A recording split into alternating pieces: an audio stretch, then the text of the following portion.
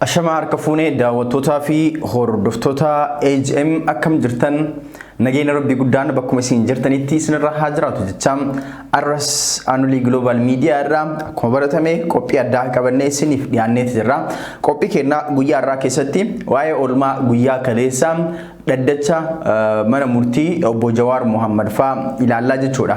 Guyyaa kaleessaa waaree booda jechuuni sa'a booda Jawaar Mohammad faa Baqqalaa Garbaan faan warra himannaa isaanii jala jiran namoota 10 wajjin mana murtiitti dhihaatanii turanii jechuudha. Gabaasa keenya guyyoota 3 moo 4 dura isiniif gabaafne keessatti manni murtii ragaa isaanii dhageeffatee ka'ee abukaatowwan Jawaar Mohammad faan yakka isaan qabatamaan dalagan hin jiru, wanti isaan qabatamaan hojjetaman jedhameetiin himamu hin jiru. Kanaaf mirgi wabii Jawaar Mohammad faa eegamee bilisaan gadhiifamuu qabaa jedhaniitiin mana murtii gaafachuun isaanii ni yaadatamaa jechuudha. Akkasuma abbaan alangaa faa mootu warri gama mootummaa Jawaar faan yakki isaan ittiin shakkaman kuni umrii waggaa 15 hanga 20 yakka isaan adabsiisu waan ta'eef wabiidhaan gadhiifamuu hin danda'u hin qabanii jedhaniitiin mana murtii gaafatanii manni murtiis wabiidhaan gadi hin lakkifne hin gaafatanii wanti sun kaleessa itti oole guyyaa kaleessaas mana murtiitti dhihaatanii jechuudha. Kaleessa maaltu ta'e waan jedhu kana bal'inaan laallaa daawwattootaa fi hordoftoota AGM hundi keessanuu akkuma beekamu haalli keessa jirru haala rakkooti. Haalli keessa jirru haala qabsoo yeroo muddamaati. Haalli keessa jirru haala biltsiginnaadhaan kokkee wal qabnee itti jirru. Haalli keessa jirru haala mootummaa sirna naftanyaa deebisee nurratti ijaaruudhaaf tattaafatu wajjin qabsoo hamaa irra jirru jechuudha. Haala kana keessatti waan hunda caalaa maaltu barbaachisa? Maaltu barbaachisa? Information barbaachisa jechuudha.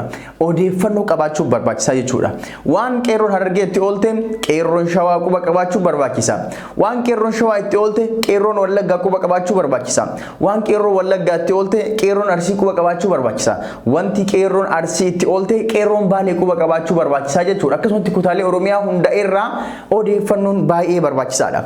Odeeffannoon kun kan darbuun karaa miidiyaatiin. Miidiyaawwan jiran keessaa Anuli Global Media odeeffannoo waqtaawaa isiniif dabarsuudhaan miidiyaa tokko jechuudha. Kanaaf odeeffannoon waqtaawwan yeroo gara yerootti AGM irraa isiniif darbu bifa salphaatiin akka isin bira gahuuf hundi keessanuu YouTube channel keenya subscribe godhadhaa. Warri karaa fuula Facebook keenyaatiin hordoftan immoo page Facebook keenyaa like follow godhadhaa jecha waa'ee oolmaa mana murtii obbo Jawaar Mohammad faatti isin deebisa. Kaleessa Jawaar faan mana murtiitti dhiyaatanii jiranii oolmaa isaanii waan ta'e oduu kaleessa galgalaa keessatti isiniif dhiyeesseetti jira. Haasawa isinitti baay'isuun hin taatu. Obbo Jawaar Mohammad faa Baqqalaan faan mana murtiitti waan dubbatan qabanii jechuudha. Yaada kennatan qaban. Yaadni isaanii kun maali? Jawaar mana murtii keessatti maal jedhe? Waan jedhu gurra isin buusa. Baqqeenis waan inni dubbate gurra isin buusa. Sana booda haala mootummaan biltsiginnaa irra jirtu tana gaggabaabsinee laallaa jechuudha. Dubbii Jawaar Mohammad dhaddacha mana murtii sadarkaa duraa federaalaatti kaleessa dubbate keessa umrii keenya guutuu kan nuti qabsoofne haqaa fi firii qabsoo keenyaatiin abbootii murtii abdii borii ta'an kunoo argineerra. Wanti kun garuu hamma gandaa fi aanaatti deemuu qaba. Abbootiin alangaa dhiibbaa mootummaan isinirra jiru ni hubanna. Isin garuu ogummaa keessanii fi dhugaadhaaf amanamoo ta'a. Dhiibbaa siyaasatirraa bilisa ta'aatii hojjedha. Poolisiin asitti eegumsa nu godhaa jirtan kabajaa fi eegumsa nuuf gootaniif hedduu galatooma. Dhaamsa Jawaar Mohammad dhaamuu jiru bar qalbeeffadhaa sirriitti. Eegumsa kana garuu namoota akka keenyaa beekamtii qabaniif qofa otuu hin taane namoota biraatiifis ta'uu qaba. Warra mana hidhaa Oromiyaa guutuu keessa jiraniif eegumsaa fi kabaja kennaafi. Jawaar Mohammad hin ajjeesina. Warra hiitan kana hirreebina. Qoonqoodhaan hin dararina. Waan mirgi sirri isaaniif kenne hunda kabajaafi. Jawaar Mohammad jedha bar. Nuti hidhamtoota siyaasaati malee yakkamtoota miti. Namni nuti ajjeefne hin jiru, qabeenyi nuti saamne hin jiru, namni nuti gudeenne hin jiru. nuti yakka hin hojjenne nuti hidhamtoota siyaasaati. Kan nuti hidhamne garaagarummaa siyaasaa warra aangoo mootummaa qaban wajjin waan qabnuufi. Namoota hidhuun ajjeesuu fi biyyaa akka baqatan gochaa biyyi nagaa itti fuftee hin jirtu. Biyyoonni baay'een haala kanaan diigamaniiru. Nuti kan hidhamne mirga Oromoo hin gurgurru waan jenneefidha. Oromoo hidhuudhaan jijjiiramni hin dhufu. Oromoo ajjeesuudhaan jijjiiramni hin dhufu. Oromoo biyyarraa baqachiisuudhaan jijjiiramni hin dhufu. Namoonni kumoota dhibbaan kan biyya keenyaatti baqachaa jiran sababni isaa hidhaa fi ajjechaa as jiru irraa ka'eeti. Mucaa keenya Haacaaluu ajjeesanii, hoggantoota hidhanii, dubartoota keenya gudeedaa fi ajjeesaa biyya kan diigaa jirtan isin warra mootummaati. Mootummaan ni dhufa, ni darba. Biyyi garuu akka itti fufu yoo barbaadame haqa kabachiisa. Haqi aangawoota mootummaatiin oli jedhe Obbo Jawaar Mohaammed haasawa isaa keessatti. Kun afaan Oromooti. As qabii achi qabii hiikaa hin gaafatu. Wanni amma dubbisne kun afaan Oromooti.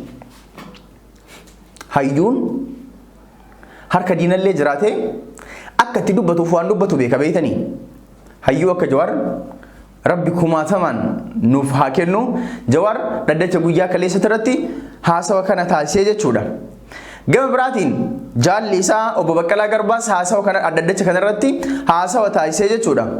Baqqalaa Garbaanis waan inni jedhe isiniif hima. Baqqalaa Garbaatiif Jawaar Mohaammed oolumaa guyyaa kaleessa mana murtii isiniif gabaasee jira.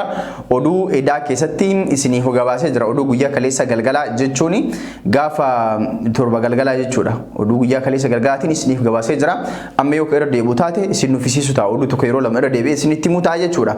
Yeroo keessan isin jalaa gubuu waan hin barbaanneef kanaaf amma isin biraan gahu haasawa isaan mana murtiitti taasisan. Ka Jawaar kana fakkaata. Baqqeenis waan dubbate qaba. Obbo Baqqalaan maal jedhe? Dubbii Obbo Baqqalaa Garbaa kaleessa dhaddacha mana murtii sadarkaa duraa federaal irratti dubbatan keessaa muraasa isinitti himaa jechuudha. Seenaa keessatti manni murtii kabaja isaaf malu argatee hin beeku. Seenaa Itoophiyaa keessatti manni murtii kabaja isaan malu argatee hin beeku. Kan hiikuun hin barbaachisu, babal'isuun hin barbaachisu afaan Oromooti. Sirriitti isiniif gala jedhee amanaa jechuudha. Nuti asitti kan argamne rakkoo mana murtii akkuma jirutti ta'ee kabaja isaaf malu kennuufidha. Namoonni siyaasaa mana murtiitti dhiyaatanii himannaa mirga wabii hin qabneen dararamaa turan. Mootummaan heera biyyattiin akka isaaf mijatutti itti fayyadamaa jira. Mootummaan seera biyyattiin akka isaaf tolutti jajallisee itti gargaaramaa jira. Nuti ammas dhaabbilee mootummaa kana irraa abdii hin kutanne. Nuti ammas mana murtii irraa abdii hin kutanne. Mootummaan seera biyyattii jallisuudhaan mana murtii akka qabeenya dhuunfaatti dhimma itti bahullee nuti manneen murteetii fi dhaabbilee kanneen irraa abdii hin kutanne. Qaamni mootummaa ajaja mana murtii kennu eegee fashaleessutti jira.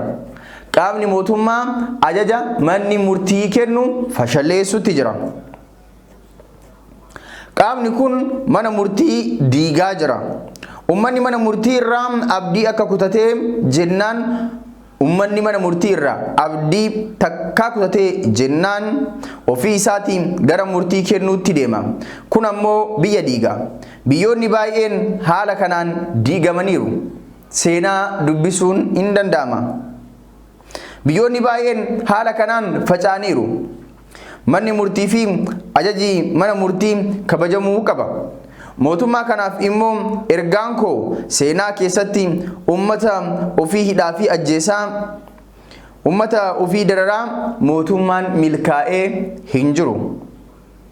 Hidhaa fi ajjechaa nurraa dhaaba. Kan akka biyyaatti nuuf malu walitti dhihaannee haasa'uu fi isa bade sirreessuu malee namoota nagahaa qulqulloota ajjeesuu miti. Kana ta'uu baannaan biyya keenyatu diigama. Mootummaa abbaa irree yeroo eeggata malee kufuun isaa hin oolu jedhe Obbo Baqqalaa Garbaan haasawa isaa kana keessatti. Egaan daawwattoota fi hordoftoota keenya gootonni hayyoonni kunniin lamaan hooggantoonni kunniin lamaan haasawni isaan kaleessa mana murtiitti taasisan isa kana fakkaataa jechuudha. Oolmaan ka isaanii mootu oduu guyyaa kaleessa keessatti isiniif darbee jira irra deebitanii dhaqasuu dandeettan. Walumaa galatti Jawaar Faan haa hidhaman. Hidhaan qoraasuma dhiirati. Hidhaan qoraasuma gootaati. Hidhaan qoraasuma beekaati. Namni haqaaf falmatu in hidhama, namni haqaaf falmatu hin du'a. Maaliif haqa tanatu hin hadhooyti beeytanii. Namni hanna baratee gaafa namni haqaa itti dhufe hin dallana. Maaliif hanna sanitti hin dhiisu. Kanaaf haa hidhaman. Garuu Jawaar Faa ka hidhaa irraa baasu mootummaa osoo hin tahin mana murtii osoo hin tahin qeerroo Oromooti. Ummata Oromooti. Jawaar gaafa biyyatti galu mootummaa abdatee nama biraa abdatee Ameerikaa abdatee eenyullee abdateeti miti. Qeerroo fi ummata isaa abdateeti. Kanaaf ummati Oromoo abdii kana nyaachuu hin qabu. Waan qabnu hundaan Jawaar bira dhaabbachuu qabna, Baqqalaa bira dhaabbachuu qabna, Hamzaa bira dhaabbachuu qabna. Hamma nuuf danda'ame hundaan mana hidhaatii isaan gadhiisisuu danda'uu qabna. Egaan daawwattoota fi hordoftoota keenyaa kabajamoo oolmaan guyyaa kaleessaa kana fakkaata. Mootummaan Biltsiginnaa kallattii garaagaraatiin kufaa jira. Isa kana yeroo gara yerootitti xiinxala akka irraa kana wal jala qabnee xiinxallinee kaafnee laallu ta'a. Edaa waan hafe mootu gara galgala bal'ina oduu keenyaa guyyaa irraa keessatti kan walitti deebinu ta'a. Daawwattoota fi hordoftoota keenyaa kabajamoo ammas irra deebiidhaan warroonni YouTube channel keenya subscribe godhin YouTube channel keenya subscribe godhadhaa jecha. Egaan daawwattoota fi hordoftoota keenyaa sagantaan keenya ammaaf qabannee isiniif dhiyaannee kanuma sagantaa birootiin deebinee hanga wal agarrutti turtii gaarii isiniif haa taatu.